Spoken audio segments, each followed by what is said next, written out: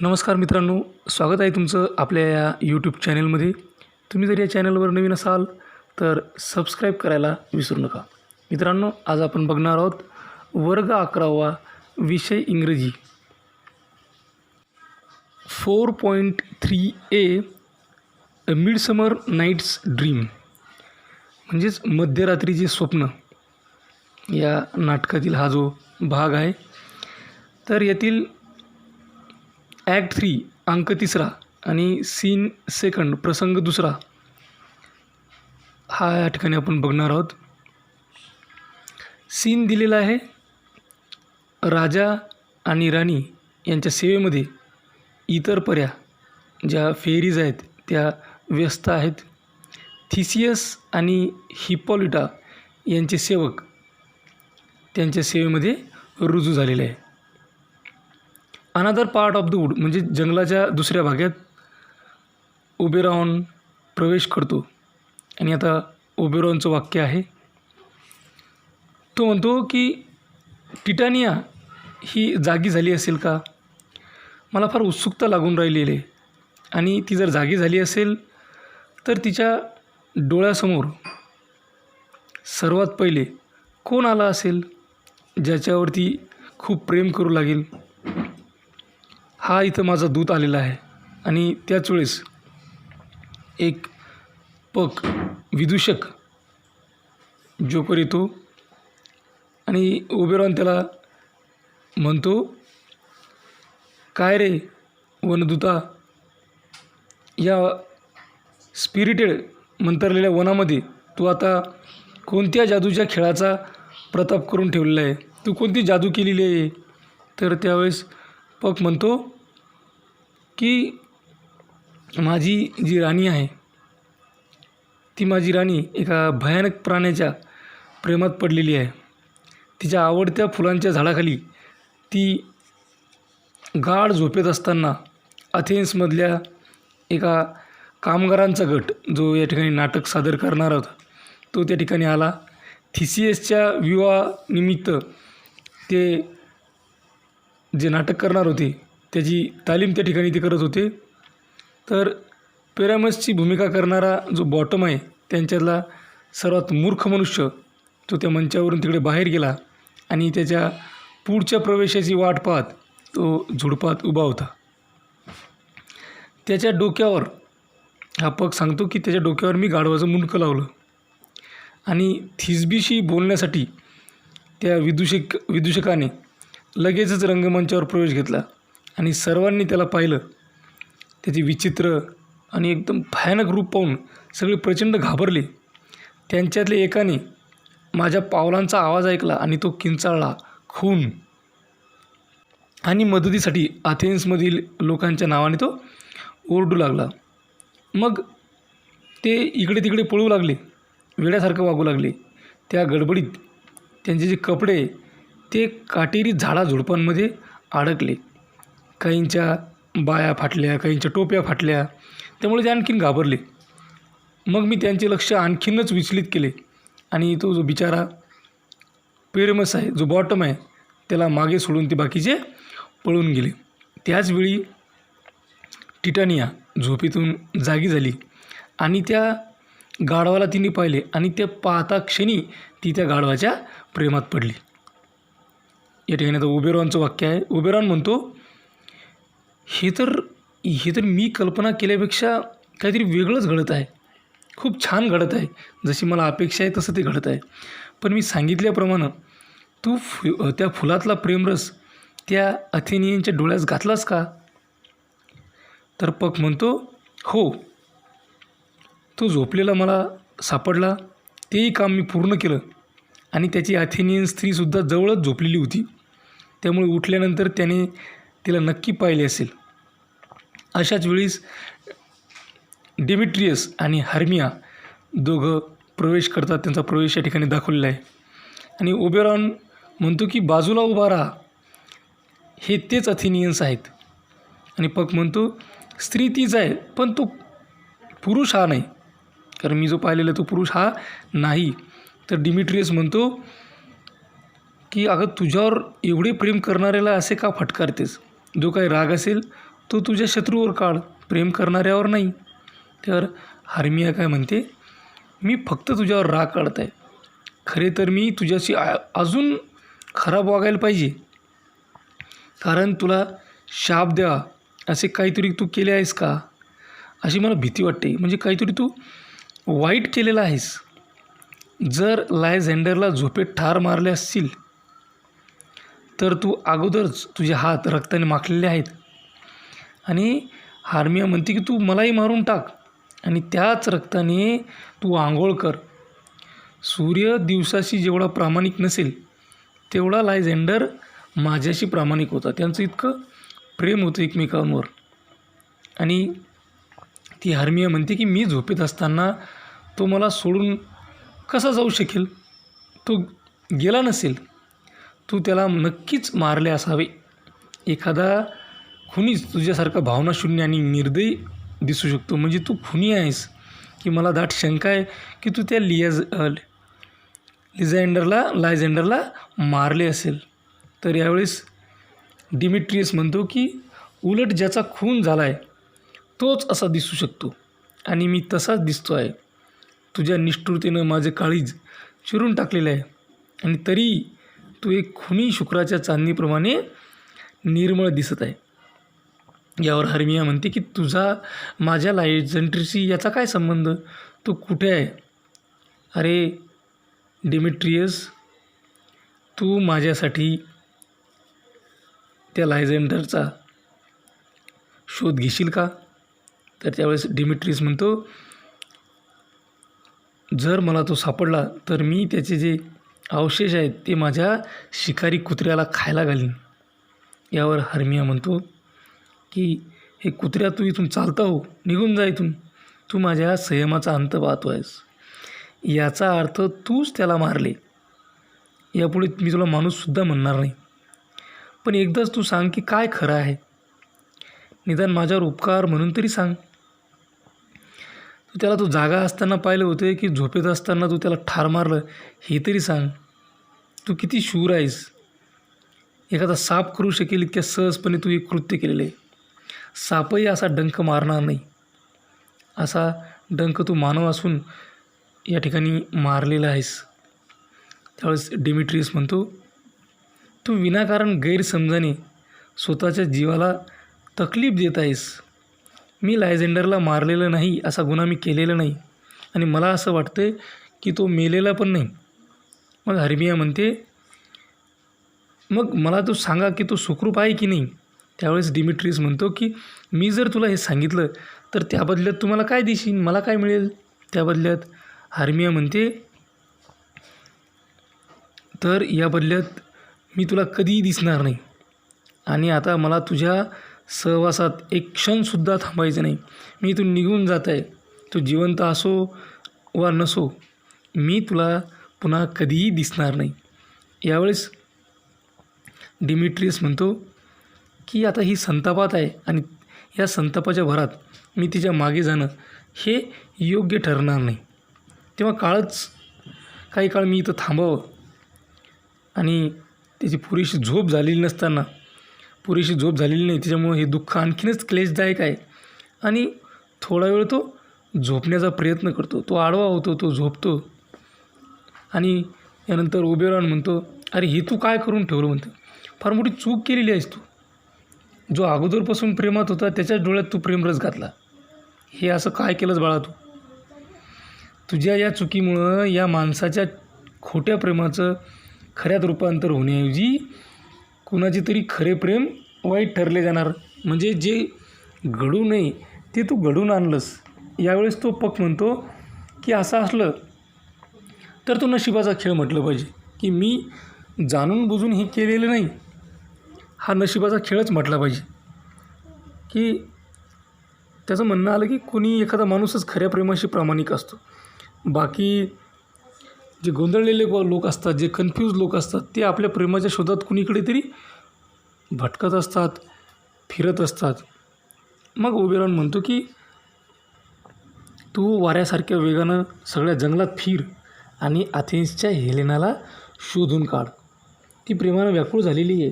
तिचा चेहरा ह्या सगळ्या यातना सोसून तिचा चेहरा हा फिकट पडलेला आहे. कारण असं म्हणतात की दुःखामुळे रक्तप्रवाहावर परिणाम होतो. काहीतरी युक्ती किंवा जादू करून तू तिला इकडे आण. ती येईपर्यंत मी डिमिट्रियसच्या डोळ्यात जादूचे थेंब घालतो, म्हणजे जेणेकरून त्याला त्याचं प्रेम मिळेल. मग पक म्हणतो की हे बघा आता मी जातो.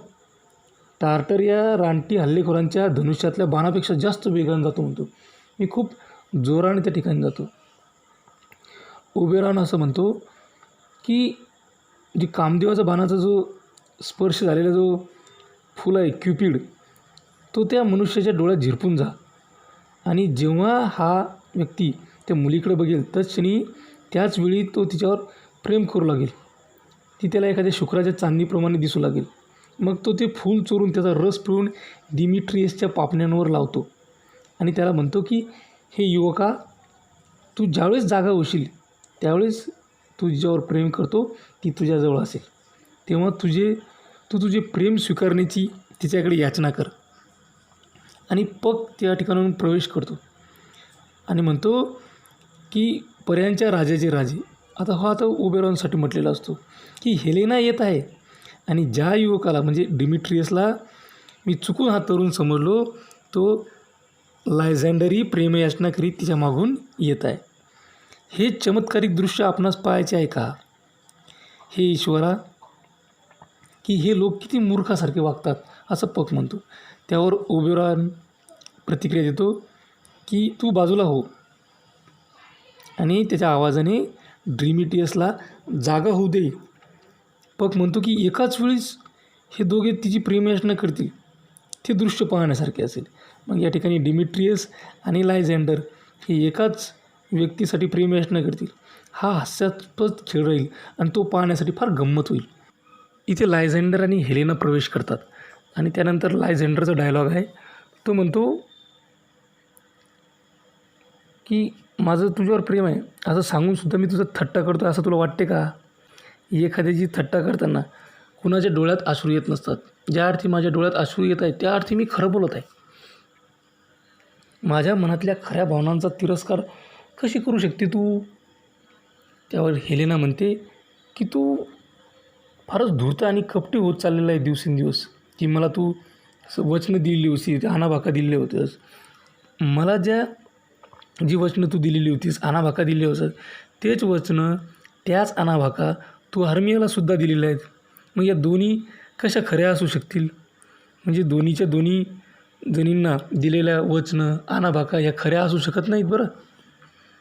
मग जर का तू माझ्याशी घेतलेल्या आणाभाका खऱ्या असतील तर तू हर्मियाला जे दिलेले ते काय? मग तू त्या गोष्टींचा त्याग करणार आहे का? ते सोडणार आहे का त्या गोष्टी?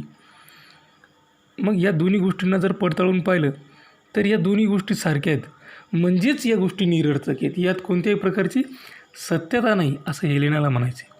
यावर लायझँडर म्हणतो की मी ज्यावेळेस तिला वचनं दिलेली होती त्यावेळेस मी विचार केलेला नव्हता. मग हेलेना म्हणते की आणि मला वाटतं की आता तू वचनं तोडत असताना तू पण विचार करत नाही आहे. यावर लायझँडर उच्चारतो की मी नाही तर डिमिट्रियस तिच्यावर प्रेम करतो. डिमिट्रियस त्या हेलेनावर प्रेम करतो, तो तुझ्यावर प्रेम करत नाही. मग आता डिमिट्रियसला जाग येते आणि जाग येत असताना डिमिट्रियस म्हणतो की त्याला ती हेलेना दिसते आणि ते हेलेनाला तो म्हणतो की हेलेना, माझी प्रेमदेवता, माझी अप्सरा, तुझ्या डोळ्याची तुलना मी कोणासोबत करू? कशासोबत करू? तुझे डोळे हे जणू काही स्फटिकावरून निर्मळ आहे. तुझे होठ म्हणजे एकमेकांना स्पर्श करणारी रसाळ चेरी फळांची जोडी वाटते. जणू काही चेरीवाणी तुझे ओठ आहेत. तुझ्या गोरापान हातासमोर जणू काही बर्फाची शिखरे ही एखाद्या पंखासारखी म्हणजे खूप हलकी भासतात. मला तुझ्या गोऱ्या हातांचा चुंबन घेऊ दे, त्यामुळे माझ्या मनाला खूप आनंद होईल. त्यावेळेस हेलेना म्हणतो, दूर हो, मी तुझा धिक्कार करते. माझी चेष्टा करण्यासाठी, मला चिडवण्यासाठी तुम्ही सगळेजण एकत्र आला हे मला माहिती. तुझ्यामध्ये थोडीसरी जरी जर शुद्धता शिल्लक असेल तर तू असा वागणार नाही, माझा तू तिरस्कार करणार नाही. आणि तू का करत आहे मला माहिती आहे. कारण मला माहिती आहे की तुम्ही माझा अपमान करण्यासाठी एकत्र आलेला आहे. तुम्ही जर खरंच पुरुष असाल तर तुम्ही एखाद्या स्त्रीला वचन देताना भाका घेण्याचा आणि तिच्या सौंदर्याची जी जास्तीची स्तुती करता तसं आव्हानात आहे, तसं तुम्ही वागले नसते. ती म्हणते की तुम्ही दोघे एकमेकांचे कॉम्पिटिटर आहात. त्याच्यामुळं तू अगोदर हार्मियाचं प्रेम मिळवण्यासाठी कॉम्पिटिशन करत होता आणि आता माझी थट्टा उडवत आहे. याची पण तुम्ही कॉम्पिटिशन करत आहात की एका गरीब मुलीला तुम्ही रडवत आहात. हाच तुमचा. ती समोर म्हणते की एखादा चांगला जो माणूस आहे का नाही, तो एखाद्या निष्पाप मुलीचं मन कधीच दुखावणार नाही. यावेळेस लायझेंडर म्हणतो की डिमिट्रियस, तू असा निर्दयी होऊ नको रे, की मला माहिती आहे की तू हार्मियावर प्रेम करतो आणि हे मला माहिती आहे, तुला पण माहिती आहे. पण या ठिकाणी मी मनापासून सांगतो की मी तिच्यावरचा हक्क सोडून देत आहे. मी आता तिला तुझ्या सुपूर्द करतो. या बदल्यात तू काय कर, तू हेलेनावरचा हक्क सोडून दे, कारण माझं तिच्यावर प्रेम आहे आणि मरेपर्यंत मी तिच्यावर प्रेम करत राहीन असं म्हणतो तो. यावर हेलेना म्हणते की एखाद्या मुलीची थट्टा करण्यासाठी एवढी मेहनत कोणीच घेतली नसेल, तुम्ही माझी का थट्टा करत आहात. डिमिट्रियस म्हणतो की हे लायझेंडर, तू काय कर, तुझी हार्मिया तुझ्याकडेच ठेव, मला ती हार्मिया नको आहे. मी पूर्वी कधी जरी हार्मियावर प्रेम केलेलं असेल, पण ते आता संपलेलं आहे. माझं प्रेम हे तात्पुरतं होतं. आता माझे शेवटपर्यंत प्रेम फक्त हेलेनावर राहील. मग लायझेंडर म्हणते हेलेना हे खोटं आहे म्हणते.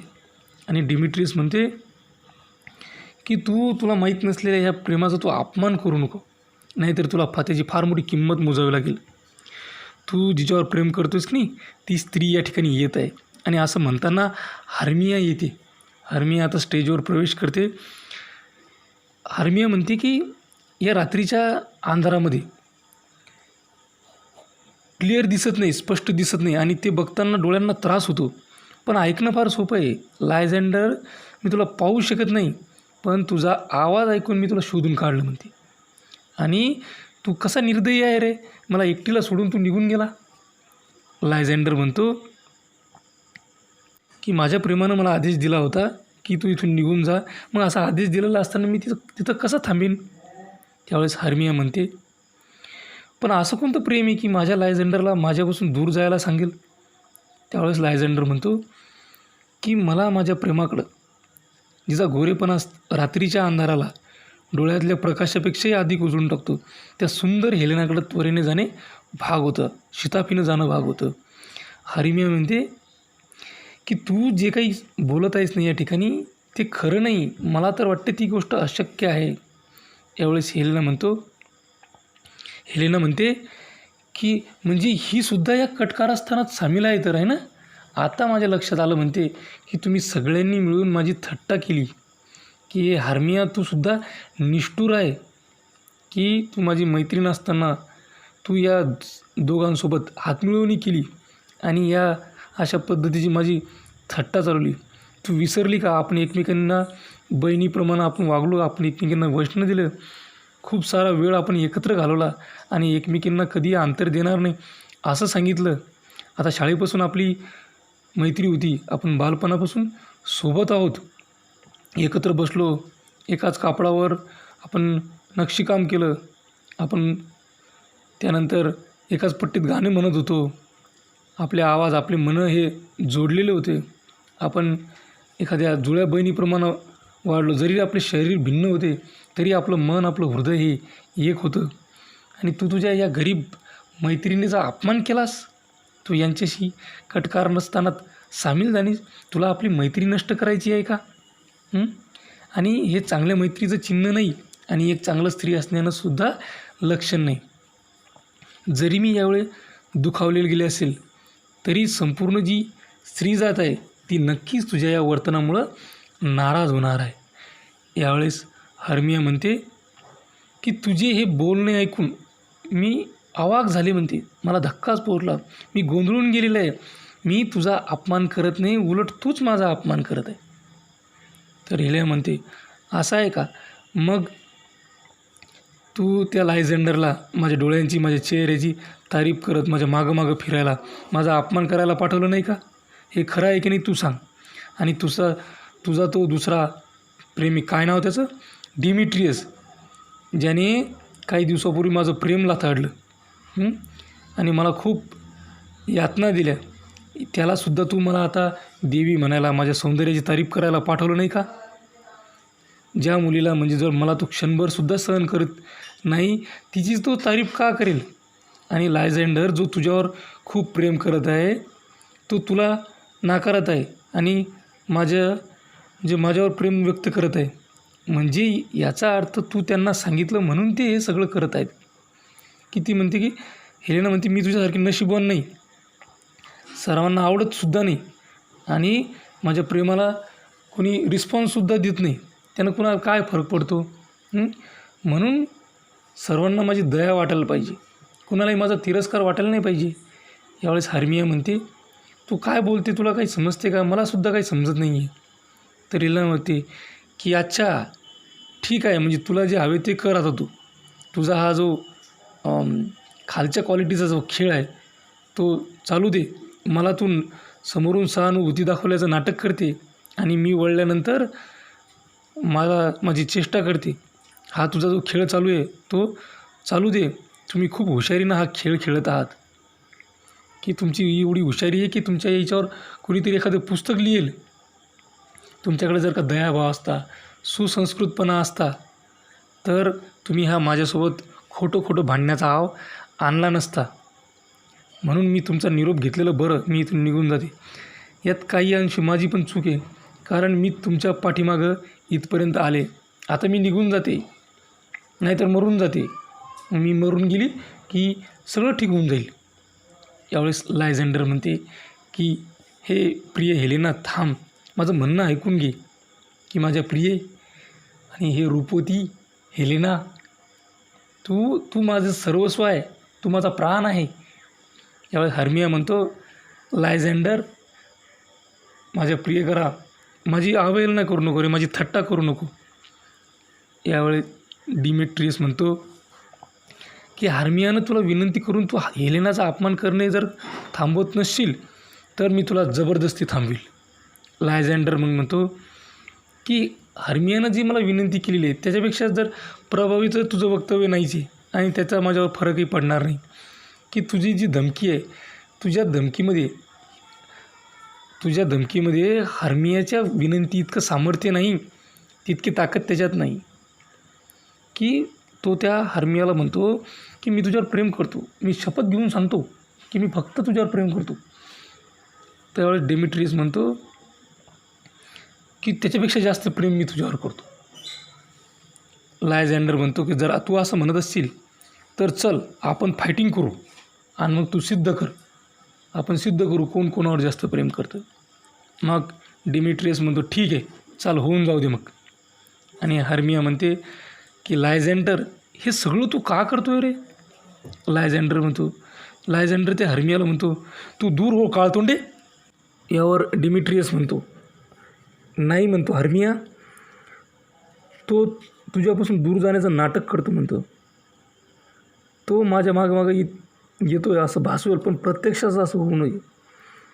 तू भ्याड आहे, तू इथून निघून जा, तू डरपोक आहेस, तू इथून निघून जा. तर हा पार्ट सेकंड होता. खूप लेंदी असा ड्रामा असल्यामुळं आपण त्याला छोट्या छोट्या पार्टमध्ये विभागलेलं आहे. यानंतर तिसरा आणि शेवटचा पार्ट आपण या नाटकाचा करणार आहोत. तर समोरच्या पार्टमध्ये तुम्हाला उर्वरित नाटकाचं भाषांतर ऐकायला मिळेल, पाहायला मिळेल. अशाच प्रकारचे नवनवीन व्हिडिओ पाहण्यासाठी या चॅनलला सबस्क्राईब करा. माझा व्हिडिओ ताबडतोब तुमच्यापर्यंत पोहोचण्यासाठी बेल आयकॉन बटनला क्लिक करा. हा व्हिडिओ आवडला असेल तर लाईक करा, तुमच्या मित्रमैत्रिणींमध्ये शेअर करा. काही अडचण असेल तर कमेंट करा. माझा व्हिडिओ अत्यंत काळजीपूर्वक व सर्वात महत्त्वाचं म्हणजे शेवटपर्यंत पाहिल्याबद्दल धन्यवाद. थँक्यू. Thanks a lot.